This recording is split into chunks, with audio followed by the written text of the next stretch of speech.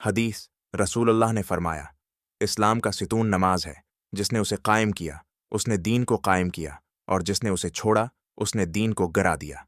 حوالہ ترمذی حدیث 2416۔ 2 حدیث رسول اللہ نے فرمایا، 5 وقت کی نمازیں ایسے ہیں جیسے تم میں سے کسی کے دروازے پر نہر بہہ رہی ہو اور وہ دن میں 5 مرتبہ اس میں نہاتا ہو، کیا اس کے جسم پر میل باقی رہے گا؟ صحابہ نے کہا، نہیں۔ آپ نے فرمایا، یہی مثال 5 نمازوں کی ہے، اللہ ان کے ذریعے گناہوں کو دھو دیتا ہے۔ حوالہ بخاری حدیث 528، مسلم حدیث 657۔ 3 حدیث رسول اللہ نے فرمایا، آدمی اور کفر و شرک کے درمیان فرق نماز ہے، جس نے نماز چھوڑ دی وہ کفر کے قریب ہو گیا۔